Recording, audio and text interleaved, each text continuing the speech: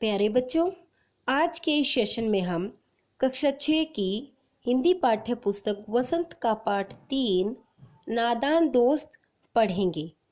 इस पाठ के लेखक हैं मुंशी प्रेमचंद जी। तो बच्चों, पाठ को पढ़ने से पहले पाठ के बारे में थोड़ा सा जान लेते हैं। यह कहानी केशव और श्यामा नाम के दो बच्चों की है, जिसमें कि वे अपने घर में चिड़िया के घोंसले को देखकर अपनी उत्सुकता व्यक्त करते हैं और नादानी में उन चिड़िया के अंडों को फोड़ देते हैं। लेकिन अंत में दोनों को अपनी गलती पर अफसोस होता है। तो आइए पाठ को विस्तार से पढ़ते हैं।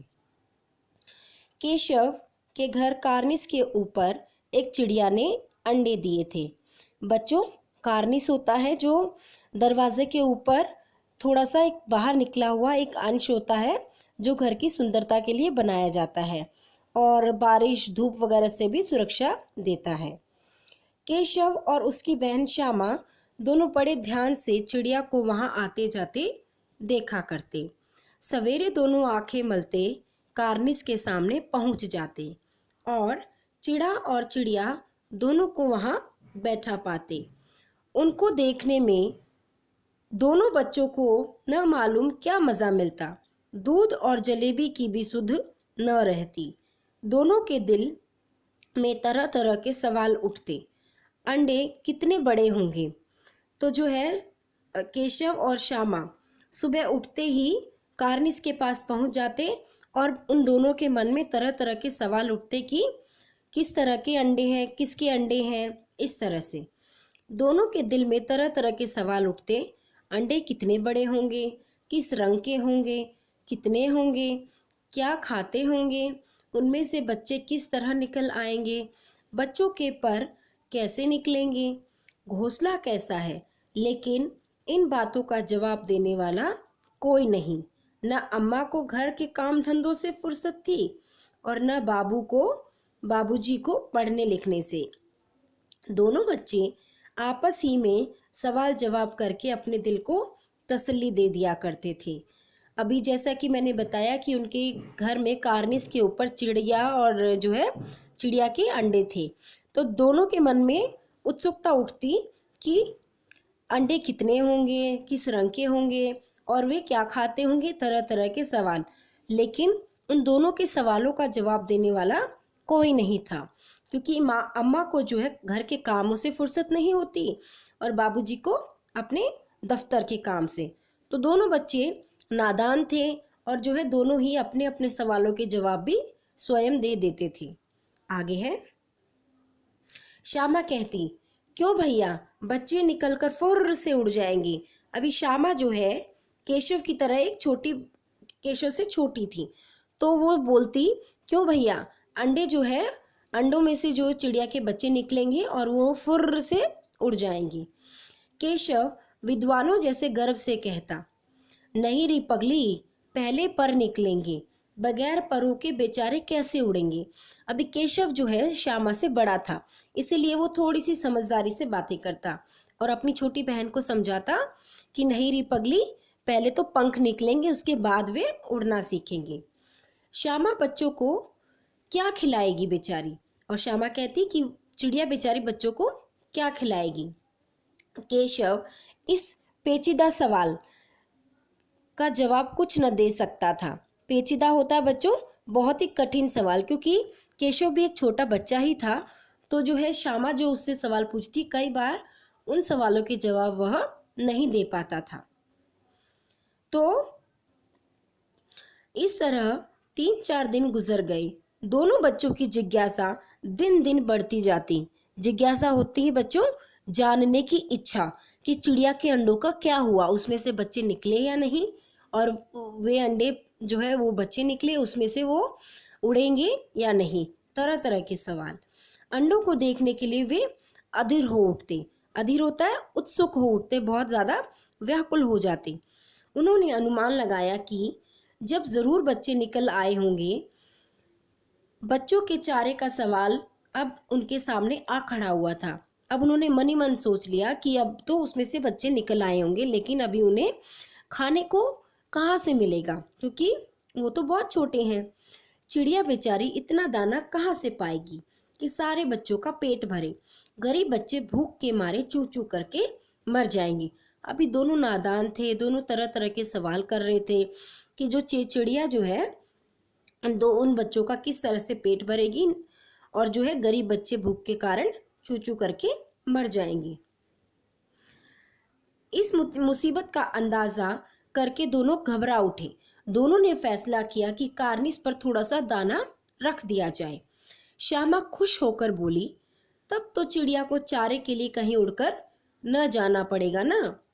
केशव, नहीं, तब क्यों जाएंगी। श्यामा, क्यों भैया, बच्चों को धूप न लगती होगी। केशव का ध्यान इस तकलीफ की तरफ न गया था। बोला, जरूर तकलीफ हो रही होगी। तकलीफ होता है बच्चों, परेशानी। बेचारे प्यास के मारे तड़पते होंगे, ऊपर छाया भी तो कोई नहीं। आखिर यही फैसला हुआ कि घोंसले के ऊपर कपड़े की छत बना देनी चाहिए। पानी की प्याली और थोड़े से चावल रख देने का प्रस्ताव भी स्वीकृत हो गया। अभी जो है दोनों ने सोच विचार कर एक तरकीब बनाई कि उनको तो जो है धूप भी लगती होगी, प्यास भी लगती होगी और भूख भी लगती होगी।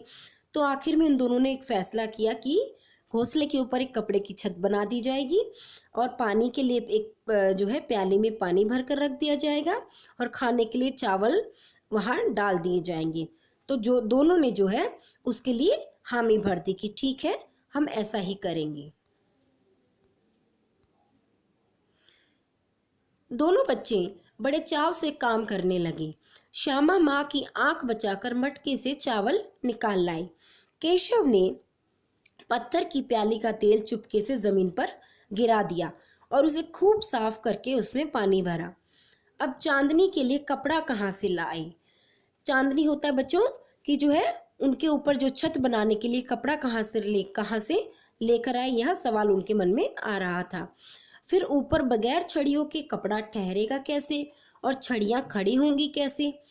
केशव बड़ी देर तक इसी उधेड़ बुन में रहा। उधेड़ बुन होता है बच्चों निरंतर विचार करते रहना। वह सोच रहा था कि इस मुसीबत को कैसे जो है ठीक किया जाए।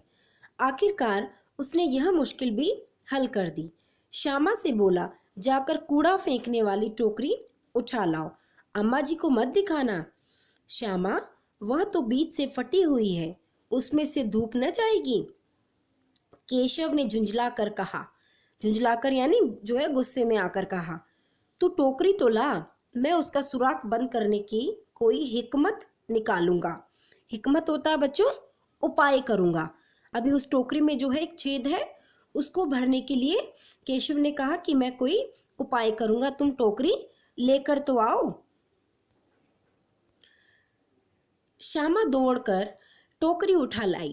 केशव ने उसके सुराख में थोड़ा सा कागज ठूंस दिया और तब टोकरी को एक टहनी से टिकाकर बोला, देख, ऐसे ही घोंसले पर उसकी आड़ कर दूंगा, तब कैसे धूप जाएगी। श्यामा ने दिल में सोचा, भैया कितने चालाक हैं। गर्मी के दिन थे, बाबूजी दफ्तर गए हुए थे, अम्मा दोनों बच्चों को कमरे में सुलाकर खुद भी सो गई थी। लेकिन बच्चों की आंखों में आज नींद कहाँ, और नींद क्यों नहीं थी, क्योंकि उनको तो चिड़िया की सुरक्षा करनी थी, चिड़िया के बच्चों की सुरक्षा करनी थी, उनके लिए एक छत बनानी थी, उनके लिए खाने पीने के लिए सामान रखना था। अम्मा जी को बहलाने के लिए दोनों दम रोके आंखें बंद किए मौके का इंतजार कर रहे थे। जो ही मालूम हुआ कि अम्मा जी अच्छी तरह से सो गई हैं, दोनों चुपके से उठे और बहुत धीरे से दरवाजे की सिटकनी खोलकर, सिटकनी होता है बच्चों दरवाजे को जो बंद करने के लिए लगाया जाता है, उसको सिटकनी कहते हैं, खोलकर बाहर निकल आए। अभी जो है दोनों इस बात का इंतजार कर रहे थे कि कब अम्मा जी सोएं और कब दोनों बच्चे जल्दी से बाहर आए और इन चिड़िया के अंडों की सुरक्षा करें। अंडों की हिफाजत की तैयारियां होने लगी। हिफाजत होता है बच्चों सुरक्षा के लिए। केशव कमरे से एक स्टूल उठा लाया, लेकिन जब उससे काम न चला तो नहाने की चौकी लाकर स्टूल के नीचे रखी और डरते डरते स्टूल पर चढ़ा। अभी वैसे तो उसकी ऊंचाई इतनी नहीं थी कि वह कार्निस तक पहुंच पाता, तो इसीलिए जो है उसने एक तरकीब बनाई। स्टूल के ऊपर जो है नहाने वाली चौकी लेकर आया और जो है उसके नीचे उसने उसको रख दिया और डरते डरते स्टूल पर जो है चढ़ा। श्यामा दोनों हाथों से स्टूल पकड़े हुए थी। स्टूल चारों टांगे बराबर न होने के कारण जिस तरफ ज्यादा दबाव पाता था जरा सा हिल जाता था। उस वक्त केशव को कितनी तकलीफ उठानी पड़ती थी यह उसी का दिल जानता था। दोनों हाथों से कार्निस पकड़ लेता और श्यामा को दबी आवाज से डांटता, अच्छी तरह पकड़ वरना उतरकर बहुत मारूंगा। मगर बेचारी श्यामा का दिल तो कार्निस पर था। बार बार उसका ध्यान उधर चला जाता और हाथ ढीले पड़ जाते। केशव ने जो ही कार्निस पर हाथ रखा दोनों चिड़िया उड़ गई। अभी जो है उन दोनों ने तरकीब निकाल कर एक चौकी के ऊपर स्टूल रखा और स्टूल के ऊपर केशव खुद चढ़ गया। अब धीरे धीरे जो है उसने श्यामा को कहा कि तुम स्टूल को पकड़ो, मैं ऊपर चढ़ता हूँ। लेकिन अभी श्यामा का ध्यान तो चिड़िया के अंडों पर था, तो जो है उसके हाथ ढीले पड़ जाते और स्टूल हिलने लग जाता और केशव उसको कहता तुम पकड़ो नहीं तो मैं तुम्हें नीचे उतर कर मारूंगा। इस तरह से जो है दोनों बच्चे चिड़िया के अंडों की सुरक्षा करने में लगे हुए थे। केशव ने देखा कार्निस पर थोड़े तिनके बिछे हुए हैं और उन पर 3 अंडे पड़े हैं, जैसे घोंसले उसके पेड़ों पर देखे थे वैसा कोई घोंसला नहीं है। श्यामा ने नीचे से पूछा, कई बच्चे हैं भैया? कितने बच्चे हैं भैया? केशव 3 अंडे हैं। केशव ने कहा कि 3 अंडे हैं, अभी बच्चे नहीं निकले हैं। श्यामा, जरा हमें भी दिखा दो भैया कितने बड़े हैं। केशव, दिखा दूंगा, पहले जरा चिथड़े ले आ। चिथड़े होता है बच्चों कपड़े के जो बेकार छोटे छोटे टुकड़े होते हैं, उनको चिथड़े कहा जाता है। नीचे बिछा दूं। बेचारे अंडे तिनकों पर पड़े हैं। श्यामा दौड़कर अपनी पुरानी धोती फाड़कर एक टुकड़ा लाई। केशव ने झुककर कपड़ा ले लिया। उसकी कई तह करके, तह यानी जो है कई सारे जो है उसको बिछाकर उसको तह करके उसने एक गद्दी बनाई और उसे तिनकों पर बिछाकर तीनों अंडे धीरे से उस पर रख दिए। श्यामा ने फिर कहा, हमको भी दिखा दो भैया। केशव, दिखा दूंगा, पहले जरा वह टोकरी तो दे दे, ऊपर छाया कर दूं।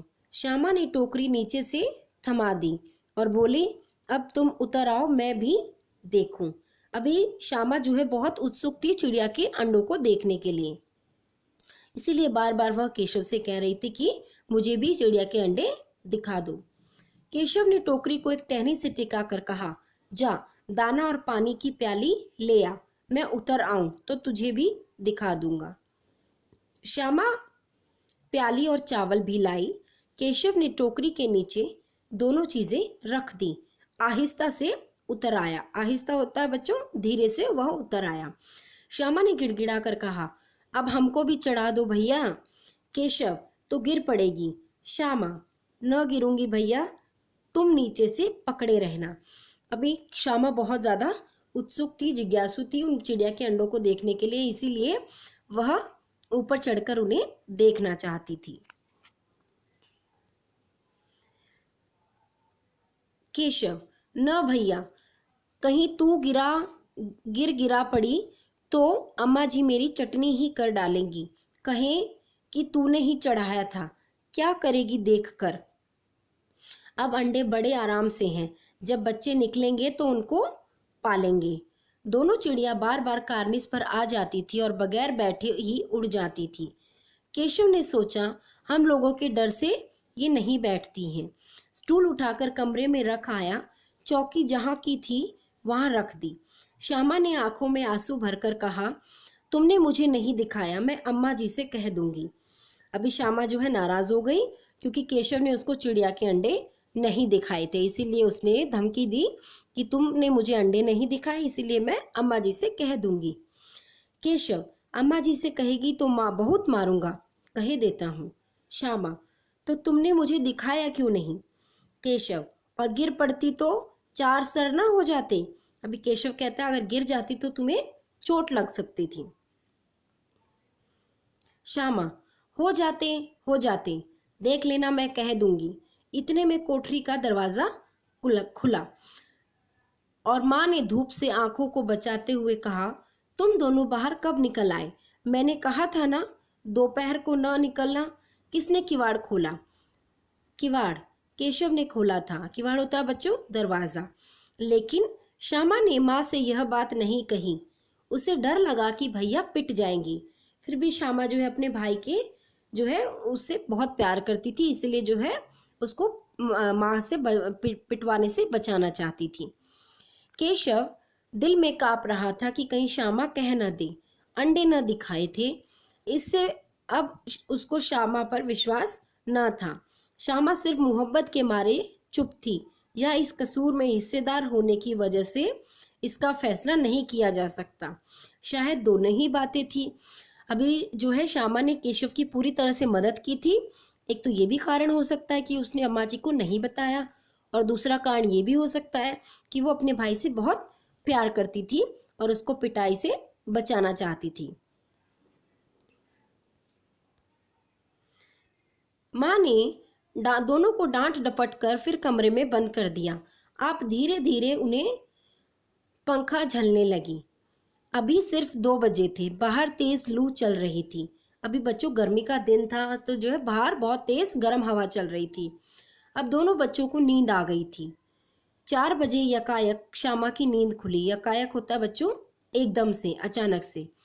किवाड़ खुले हुए थे। वह दौड़ी हुई कार्निस के पास आई और ऊपर की तरफ ताकने लगी। टोकरी का पता न था। संयोग से उसकी नज़र नीचे गई और वह उल्टे पांव दौड़ती हुई कमरे में जाकर जोर से बोली, भैया अंडे तो नीचे पड़े हैं, बच्चे उड़ गए हैं। केशव घबरा कर उठा और दौड़ा हुआ बाहर आया तो क्या देखता है कि तीनों अंडे नीचे फूटे पड़े हैं और उनमें से कोई चूने की सी चीज बाहर निकल आई है। पानी की प्याली भी एक तरफ टूटी पड़ी है। उसके चेहरे का रंग उड़ गया। रंग उड़ जाना जो है वो बहुत ही घबरा गया था। सहमी हुई आंखों से जमीन की तरफ देखने लगा। सहमी हुई यानी डर के कारण डर गया था वो। श्यामा ने पूछा, बच्चे कहाँ उड़ गए भैया? केशव ने करुण स्वर में कहा, अंडे तो फूट गए। श्यामा, और बच्चे कहाँ गए? केशव, तेरे सर में। उसको बहुत जो है गुस्सा आ गया था कि अब गुस्सा भी आ रहा था और अफसोस भी हो रहा था। देखती नहीं है अंडों में से उजला उजला पानी निकल आया है। उजला उजला यानी सफ़ेद सफ़ेद रंग का पानी आ रहा है। वही तो 2-4 दिनों में बच्चे बन जाते। माँ ने सोटी हाथ में लिए हुए पूछा, तुम दोनों वहाँ धूप में क्या कर रहे हो? श्यामा ने कहा, अम्मा जी चिड़िया के अंडे टूटे पड़े हैं। माँ ने आकर टूटे हुए अंडों को देखा और गुस्से से बोली, तुम लोगों ने अंडों को छुआ होगा। अब तो श्यामा को भैया पर जरा भी तरस न आया। उसी ने शायद अंडों को इस तरह रख दिया कि वह नीचे गिर पड़े। इसकी उसे सजा मिलनी चाहिए। बोली, इन्होंने अंडों को छेड़ा था अम्मा जी। माँ ने केशव से पूछा, क्यों रे? केशव भीगी बिल्ली बना खड़ा रहा। भीगी बिल्ली होता है बच्चों एकदम से चुप खड़ा रहना और कुछ भी न बोलना। माँ, तू वहां पहुंचा कैसे? श्यामा, चौकी पर स्टूल रखकर चढ़े अम्मा जी। केशव, तो स्टूल थाम नहीं खड़ी थी जो है? अभी श्यामा जो बता रही कि हम कैसे चढ़े, तो केशव कहता है कि तुमने भी तो स्टूल को पकड़ा हुआ था। श्यामा, तुम्ही ने तो कहा था। माँ, तू इतना बड़ा हुआ, तुझे अभी इतना भी नहीं मालूम कि छूने से चिड़िया के अंडे गंदे हो जाते हैं। चिड़िया फिर उन्हें नहीं सेती है जो है। अब जो है माँ समझा रही है कि तुमने जो है अंडों को छुआ, जिसके कारण जो है चिड़िया ने अपने अंडों को फोड़ दिया, क्योंकि वे अंडे अभी तुम्हारे छूने से गंदे हो गए हैं और जो है अब उसमें से जो है चिड़िया उन अंडों को हाथ भी नहीं लगाएगी। श्यामा ने डरते डरते पूछा, तो क्या चिड़िया ने अंडे नीचे गिरा दिए अम्मा जी? अभी जो है डर के कारण उसने पूछा कि क्या चिड़िया ने जो है उन अंडों को नीचे गिरा दिया अम्मा जी? माँ और क्या करती, केशव के सिर इसका पाप पड़ेगा। हाय हाय, 3 जाने ले ली दुष्ट ने। केशव रोनी सुनी सूरत बनाकर बोला, मैंने तो सिर्फ अंडों को गद्दी पर रख दिया था अम्मा जी। माँ को हंसी आ गई, मगर केशव को कई दिनों तक अपनी गलती पर अफसोस होता रहा। अंडों की हिफाजत करने के जोग में जो है, जोग यानी जो है हिफाजत करने की तरकीब के कारण उसने उनका सत्यानाश कर डाला। इसे याद कर वह कभी कभी रो पड़ता था। दोनों चिड़िया वहां फिर दिखाई न दी। तो बच्चों, आपने देखा किस प्रकार केशव और श्यामा ने अपनी नादानी में आकर उन चिड़िया के अंडों को छू लिया, और जिसके कारण चिड़िया ने जो है उन अंडों को ऊपर से, कार्निस के ऊपर से नीचे गिरा दिया और वे अंडे टूटकर गिर गए।